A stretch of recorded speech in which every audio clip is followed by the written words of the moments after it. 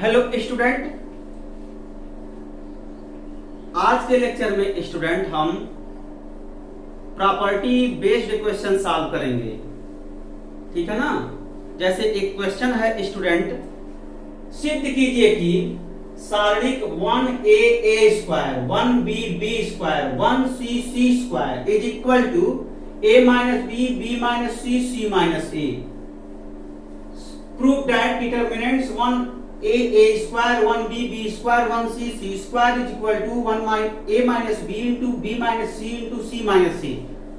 यह question UP board 2005 2008 में पूछे गए क्वेश्चन और ये इंपॉर्टेंट भी है। ऐसे ऐसे क्वेश्चन आप लोग टेक्स्ट बुक से सॉल्व करो लेकर के क्वेश्चन। ठीक है ना। तो बड़ा ही इंपॉर्टेंट है स्टूडेंट, इस टाइप के क्वेश्चन को आप लोग सॉल्व करो। ओके, तो चलो इसको सॉल्व किया जाए। प्रूव,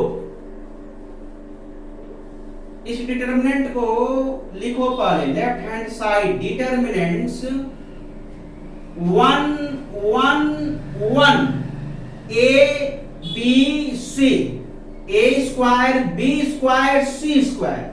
ठीक है ना। अब क्या करेंगे स्टूडेंट, अब यहां पर हम एलिमेंट्री ऑपरेशन लगाएंगे, मतलब प्रारंभिक संक्रिया इस पर अप्लाई करो। ठीक है, तो प्रारंभिक संक्रिया इस पर अप्लाई करो, क्या होगा, तो ये होगा C1 transformation C1 minus C2। अब C1 इसलिए लगा रहे हैं स्टूडेंट, देखो यहां पर हम एलिमेंट्री कॉलम ऑपरेशन अप्लाई कर रहे हैं। आप में से कोई पूछ सकता है कि सर इसमें एलिमेंट्री कॉलम ऑपरेशन क्यों अप्लाई कर रहे हैं, रो ऑपरेशन क्यों अप्लाई नहीं कर रहे हैं। तो उसका जवाब यही है स्टूडेंट, इस एलिमेंट को हम जीरो बनाना चाह रहे हैं और इस एलिमेंट को हम जीरो बनाना चाह रहे हैं। जब ये जीरो और ये जीरो हम क्या कर लेंगे, R1 के रिस्पेक्ट में एक्सपेंड कर देंगे, तो ये तभी जीरो होगा स्टूडेंट जब C1 में से C2 को सब्ट्रैक्ट करेंगे, मतलब पहले स्तंभ में से दूसरे स्तंभ को जब घटा देंगे तभी ये जीरो होगा। समझ रहे हो ना, ये काम करते हैं। तो कर दिया जाए तो स्टूडेंट ये हो जाएगा इक्वल टू, और ये zero a minus B a square minus b square 1b square 1c square. ठीक है। अब यहां पर थोड़ा और सॉल्व करो। a square minus b square का फार्मूला क्या होता है स्टूडेंट, बताओ। ये हो गया zero a minus b a plus b 1b b square 1c square. यहां से देखो ये जीरो है, zero into a minus B अगर राइट डाउन करें तो zero into a minus B का वैल्यू जीरो होगा। तो यहाँ a माइनस बी देखो मल्टीप्लाई कर रहा है, यहाँ भी a माइनस बी है, इसको लिख सकते हैं a माइनस बी इंटू 1। तो a माइनस बी यहाँ भी मल्टीप्लाई कर रहा है, a माइनस बी यहाँ भी मल्टीप्लाई कर रहा है। तो गुणधर्म 5 से अर्थात प्रॉपर्टी 5th से हम यहाँ पर a माइनस बी को जब हम कॉमन निकाल लेंगे तो a माइनस बी डिटर्मिनेंट में मल्टीप्लाई करेगा। ठीक है ना। तो यहाँ पर इसीलिए मैं गुणधर्म का टेस्ट लिया हूँ। समझ में आ रहा है ना, प्रॉपर्टी का टेस्ट मैं इसीलिए लिया हूँ कि जब प्रॉपर्टी आप लोगों को लर्न रहेगा तो क्वेश्चन सॉल्व करने में इजी होगा। ठीक है ना।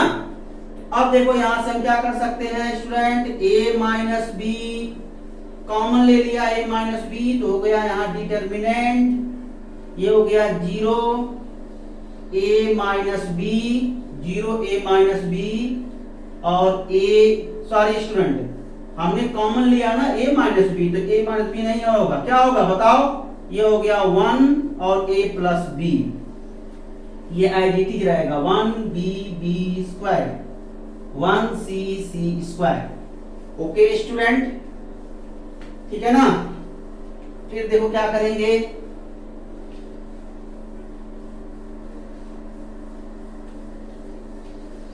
अगला यहां पर ऑपरेशन लगाएंगे, इसको भी जीरो बनाना है तो C2 को ट्रांसफॉर्म करेंगे C2 माइनस C3। तो ये हो गया student a minus B determinants 0 1 a plus B 0 1 a plus B 0 1 a plus B 0 1 a plus B.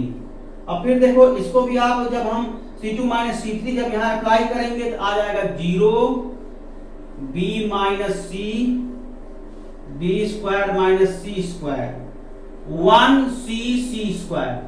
एक बात और बता दो स्टूडेंट आप सभी लोगों को, यहां पर देखो ये फार्मूला है अलजेब्रिक आइडेंटिटी का, मतलब यहां पर बीजगणित का एक फार्मूला है a square minus B square is equal to a minus B into a plus B.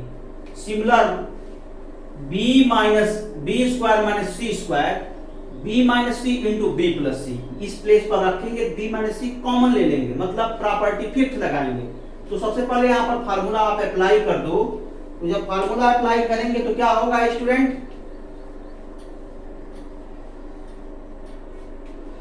Formula apply करो तो ये हो गया a माइनस बी और यहां से जब फार्मूला अप्लाई करेंगे तो ये हो गया 0 1 a plus B 0 b minus c into 1.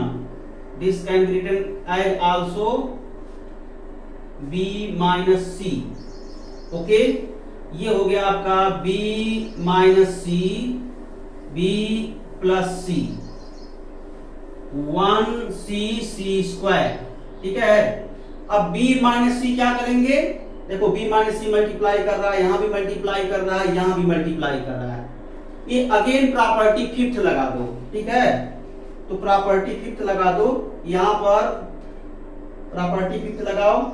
तो जब प्रॉपर्टी फिफ्थ लगाएंगे क्या लिखेंगे, again by using property fifth. ठीक है, और यहां लिख सकते हो गुणधर्म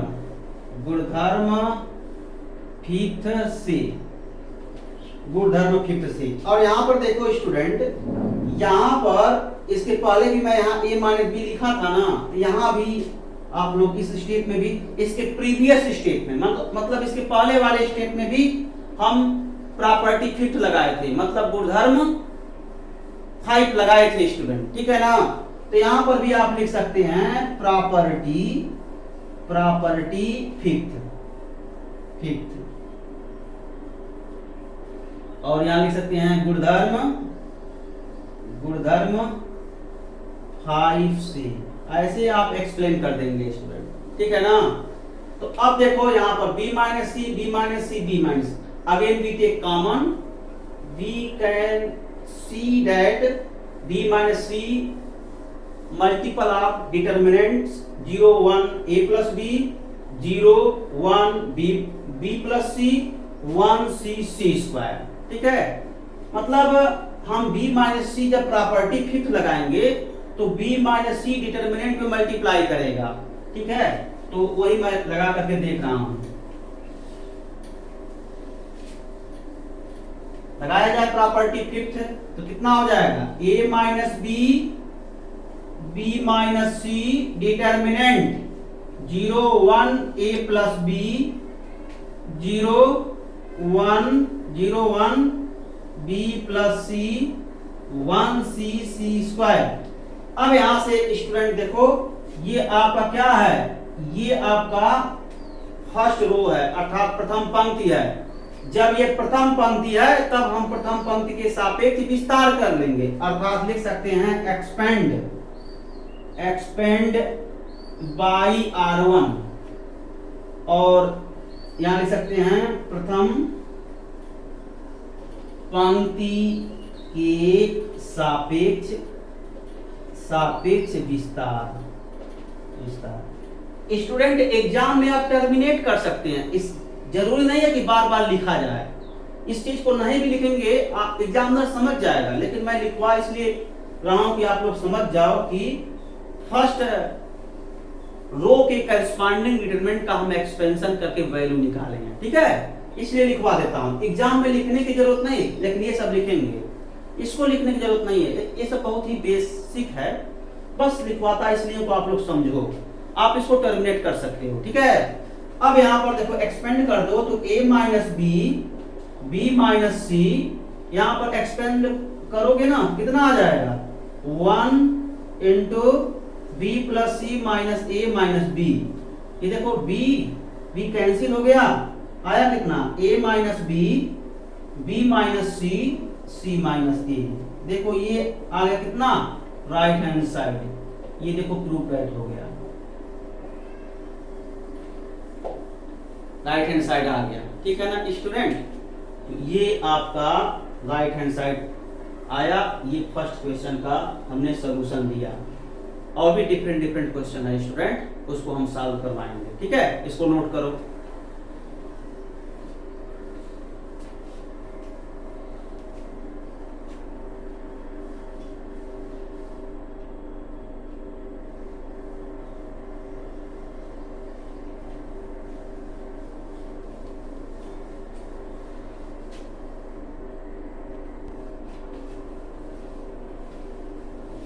देखो स्टूडेंट एक क्वेश्चन और है, ऐसे ये सब क्वेश्चन 2 नंबर में पूछे जाते हैं, क्वेश्चन नंबर 3 में पूछे जाते हैं, छोटे छोटे क्वेश्चन हैं, प्रॉपर्टी इस्तेमाल करके सॉल्व करना है। जो 9 प्रॉपर्टी है स्टूडेंट, आपको लगभग 5 या 6 प्रॉपर्टी अच्छे से लर्न करनी है, लेकिन मैं बहुत ही खुश हूं कि आप सभी लोग बहुत अच्छे तरीके से 9 प्रॉपर्टी का एक्सप्लेनेशन किया है, ठीक है। तो अगर 9 प्रॉपर्टी लर्न है तो बहुत सो बेटर है, कोई दिक्कत नहीं। लेकिन अगर किसी स्टूडेंट को प्रॉब्लम रहा तो 6 प्रॉपर्टी अगर आप अच्छे से लर्न कर लो तो कोई दिक्कत नहीं है स्टूडेंट, आप क्वेश्चन सॉल्व कर ले जाओगे, ठीक है ना।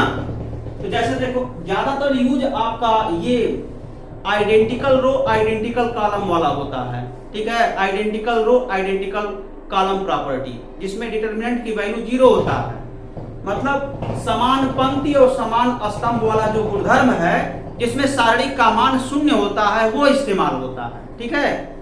और रो इंटरचेंजिंग वाला, मतलब समझ लो फर्स्ट प्रॉपर्टी से लेकर के ये 6 प्रॉपर्टी तक बड़ा ही इस्तेमाल होता है। देखो इसके पहले क्वेश्चन जो मैं सॉल्व करवाया था वो 6 प्रॉपर्टी इस्तेमाल हुआ था, तो आप फर्स्ट प्रॉपर्टी से लेकर के 6 प्रॉपर्टी अच्छे से पढ़ो, कोई प्रॉब्लम आपको नहीं आएगा, ठीक है ना।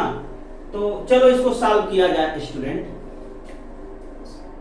सॉल्यूशन, अब यहां से देखो, यहां तो कोई प्रूफ करना नहीं है, राइट हैंड साइड दिया नहीं है, तो इसमें भी वही काम करेंगे। फर्स्ट रो के 2 एलिमेंट को 0 कर दो, या फर्स्ट कॉलम के 2 एलिमेंट को 0 कर दो, यहां स्वतंत्र हो, चाहे फर्स्ट रो के एलिमेंट को 0 करो या फर्स्ट कॉलम के एलिमेंट को 0 करो, ठीक है। तो हम क्या कर रहे हैं स्टूडेंट, हम फर्स्ट रो के 2 एलिमेंट को 0 कर रहे हैं। यदि आप लोगों में से बात को समझ रहे हो कि सर क्या कह रहे हैं, मैं ये एलिमेंट को 0 कर रहा हूं और आप क्या करिएगा, इन एलिमेंट को 0 कर देना कॉलम में, मतलब इसको करो 0 और इसको करो 0, तो बात बराबर हुआ स्टूडेंट। जब यहां पर इस एलिमेंट को जब 0 करोगे तो एलिमेंट्री कॉलम ऑपरेशन लगाओगे, और जब इस एलिमेंट को 0 करोगे तो एलिमेंट्री रो ऑपरेशन लगाओगे, या ये बात ध्यान रखना, तो सॉल्व हो जाएगा, ठीक है। तो मैं होमवर्क दे रहा हूं कि आप लोग इस एलिमेंट को 0 कर दो, तब सॉल्व करना, ये होमवर्क है, ठीक है।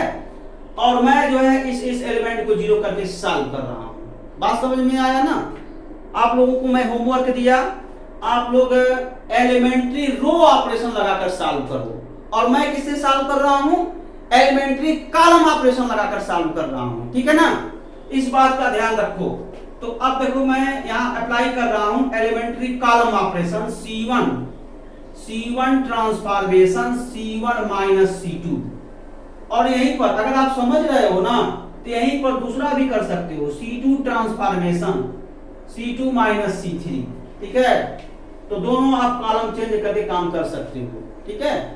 मैं अलग अलग भी बताया था इसके पहले वाले क्वेश्चन में। अगर प्रॉब्लम हो रहा है तो आप अलग अलग करो, समझते हो तो आप दो दो ऑपरेशन को एक साथ करो, ठीक है।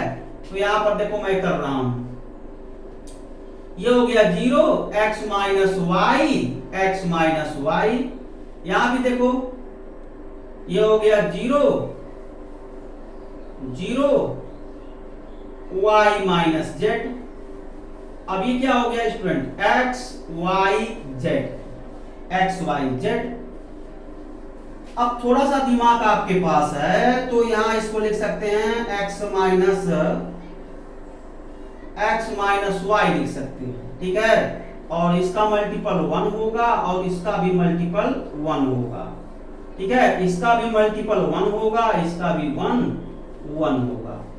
अब क्या करें स्टूडेंट, तो देखो इसका मल्टीपल 1 हो सकता है, लेकिन इसका भी मल्टीपल 1 हो सकता है। मैं एक काम करूं, यहां पर जो 1 लिखे हो उसके प्लेस पर y माइनस जेड कर दो, तो y माइनस जेड क्या करेंगे, कॉमन ले लेंगे, यहां पर प्रॉपर्टी फिफ्थ लगा देंगे। इसलिए स्टूडेंट यहां पर लिखो y माइनस जेड और यहां भी लिखो y माइनस जेड, ठीक है।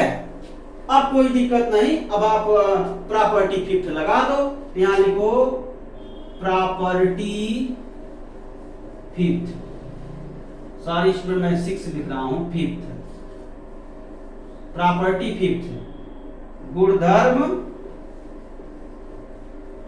5 यूज कर लिया जाए तो x माइनस वाई भी मल्टीप्लाई करेगा, y माइनस जेड भी मल्टीप्लाई करेगा। डिटर्मिनेंट्स यहां से कितना आ जाएगा 0, देखो इसका मल्टीपल 0, इसका मल्टीपल 1, तो यहां 1, इसका मल्टीपल अगेन 1। ओके स्टूडेंट, 0 0, इसका मल्टीपल देखो अगेन 0, और स्टूडेंट इसका मल्टीपल देखो 1 है तो 1 लिखा। ये x y z, x y z, ठीक है। अब यहां पर क्या करेंगे स्टूडेंट, R1 के करस्पॉन्डिंग एक्सपेंड कर दो, यानी प्रथम पंक्ति के सापेक्ष विस्तार कर दो। आप में से कोई स्टूडेंट देखो ये भी तो 0 है, सेकेंड कॉलम का 2 एलिमेंट 0 है, तो C2 के सापेक्ष अगर विस्तार कर रहा है उसका भी सही है, ठीक है। बात समझ में आ रहा है ना, ये बात मैं कर रहा हूं। तो यहां पर आप लिख सकते हो एक्सपेंड बाई R1, और स्टूडेंट मैं इसको हिंदी मीडियम वाले नोट में मैं इसको C1 लिखवा दिया था, आप लोग करेक्ट कर लेंगे, ठीक है। अब ये क्या होगा, प्रथम पंक्ति के सापेक्ष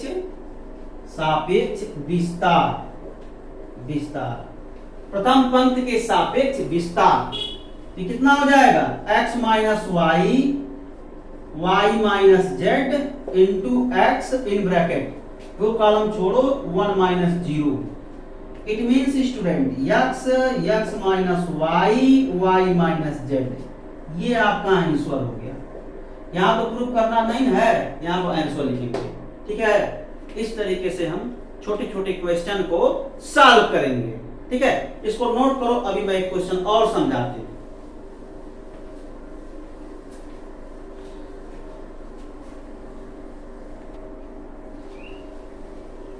तो स्टूडेंट देखो ये क्वेश्चन यूपी बोर्ड 2020 का है, इसको बोर्ड की कॉपी में लिखना है।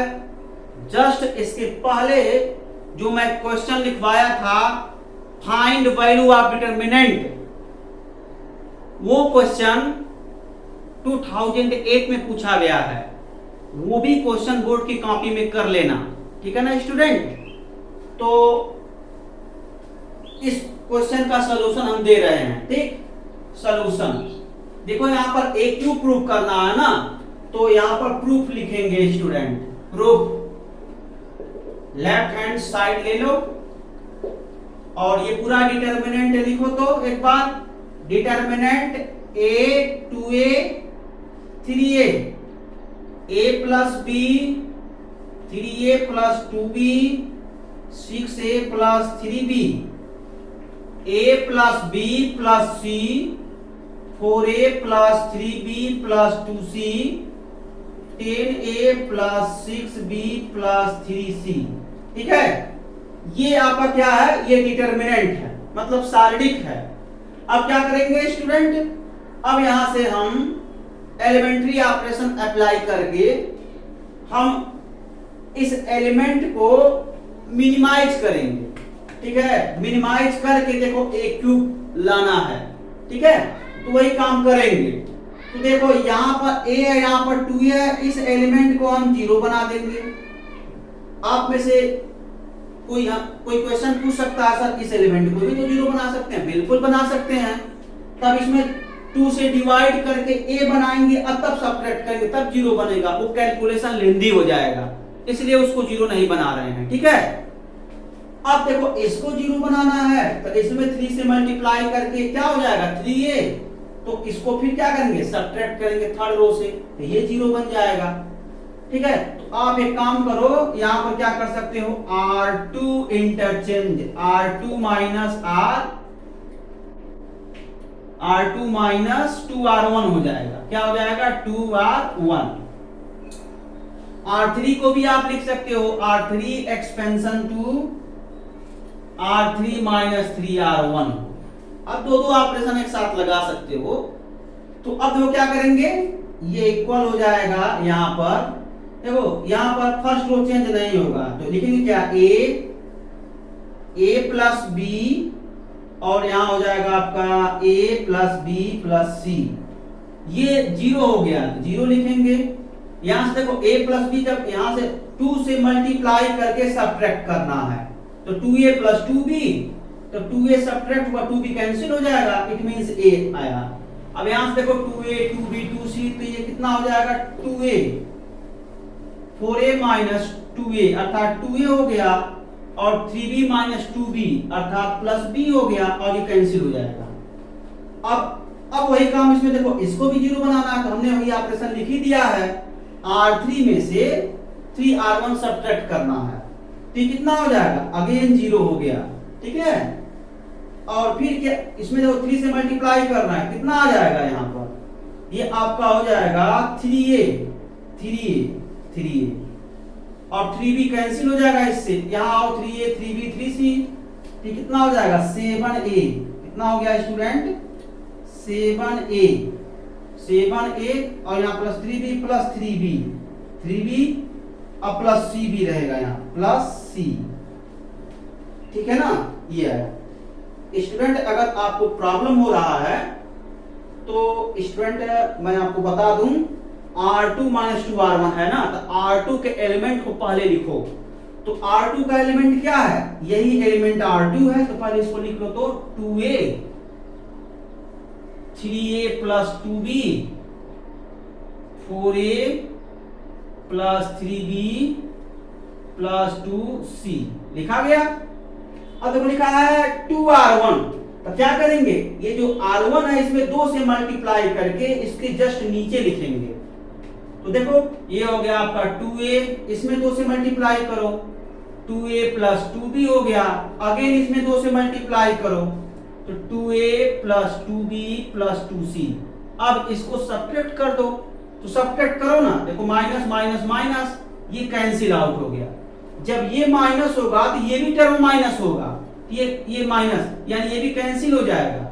देखो जब ये माइनस होगा ना, ये भी टर्म माइनस, ये भी माइनस, ये भी माइनस, तो देखो ये कैंसिल हो जाएगा, और इससे जब सब्ट्रैक्ट करेंगे कितना आ जाएगा, a आ गया ना। अब जब देखो ये कैंसिल का मतलब 0a, अब फिर ये हो गया 2a प्लस b, कितना आया 0a 2a प्लस b। यहां से देखो मैं लिखा हूं 0a 2a प्लस b। ऐसे ही R3 भी आप कैलकुलेट कर सकते हो। ठीक है ना, अगर दिक्कत हो रहा है तो, अगर प्रैक्टिस है तो जैसे मैं तुरंत यहाँ डायरेक्ट लिखा हूं वैसे आप एग्जाम में लिख सकते हो। लेकिन स्टूडेंट अभी आप लोग डायरेक्ट नहीं लिखेंगे, जब प्रैक्टिस होगा तब लिखना, वो अलग की बात है। क्योंकि अभी ये सेकंड लेक्चर है, तो आप लोगों से रिक्वेस्ट है ऐसे करके लिखना है। ठीक है ना, समझ करके तब लिखना, जब प्रैक्टिस में आ जाएगा स्टेप तब आप, जैसे मैं किया हूं डायरेक्ट, वैसे आप डायरेक्ट लिख सकते हो। ठीक है ना। अब देखो यहाँ पर ये एलिमेंट किस किस रो में है कि कॉलम में है, तो जवाब आना चाहिए फर्स्ट कॉलम में है, तो फर्स्ट कॉलम के सापेक्ष विस्तार कर दो। मतलब लिखोगे C1 के सापेक्ष विस्तार, विस्तार मतलब एक्सपेंड बाई C1, एक्सपेंड कर दो। अब जब एक्सपेंड करोगे तो कितना हो जाएगा स्टूडेंट, ये आपका हो गया a इंटू इन ब्रैकेट, अब a का मल्टीप्लाई इसमें कर डालो, कितना आ गया 7a square plus 3abc, 7a square plus 3ab और प्लस ac आया। अब देखो ये मैं क्या किया हूं, रो कॉलम छोड़ा, इसका मल्टीप्लाई इसमें, और ये हो गया -6a हो गया, और माइनस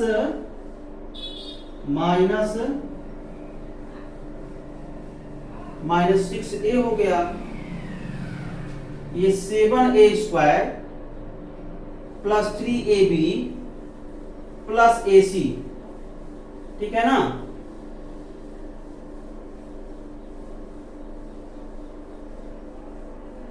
सारे स्टूडेंट यहां पर देखो ये वाला टर्म कैंसिल हो जाएगा ना, ये वाला टर्म जब 3 से मल्टीप्लाई होगा ये टर्म कैंसिल हो जाएगा, ये नहीं लिखेंगे सॉरी इसके लिए। अब जो है सॉल्व करोगे आ जाएगा।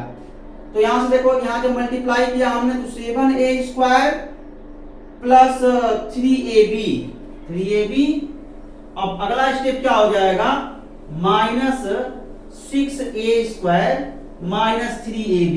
ओके स्टूडेंट, अब देखो ये इससे तो कैंसिल आउट हो गया, ये इससे सबट्रैक्ट हो जाएगा, a इंटू ए स्क्वायर हो गया, इट मींस a क्यूब हो गया। देखो राइट हैंड साइड आ गया ना, इस तरीके से प्रूव दैट हो, ठीक है ना।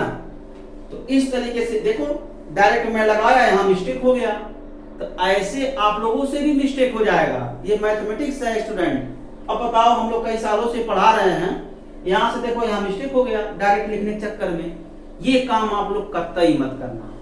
मैं तो यही कहूंगा डायरेक्ट लिख भी लेना, पीछे रफ वर्क आपको मिलता है पीछे के पेज में, तो रफ वर्क करके तब आप लिखेंगे, नहीं तो डायरेक्ट के चक्कर में थोड़ा सा आप जल्दीबाजी करोगे तो देखो एरर हो रहा था ना। तो ये गलती आप लोग कभी मत करना, चेक कर लेना जरूर रफ वर्क करके, ठीक है ना। ये बात मैं कर रहा हूं, देखो ये प्रूफ हो गया। तो स्टूडेंट टोटल हम प्रॉपर्टी ऑफ डिटरमिनेंट पर अर्थात सारणी के गुणधर्म पर 6 क्वेश्चन का सलूशन मैं दिया हूं, ठीक है ना। 2 वीडियो दिया हूं, 3 क्वेश्चन फर्स्ट वीडियो में दिया हूं, 3 क्वेश्चन का सलूशन, और 3 क्वेश्चन का सलूशन आज की वीडियो में दिया हूं, ठीक है ना। तो बस स्टूडेंट इतना ही, अगले लेक्चर में कुछ और प्रॉब्लम लेकर के आएंगे जो थोड़ा टिपिकल होंगे। Okay student, thank you.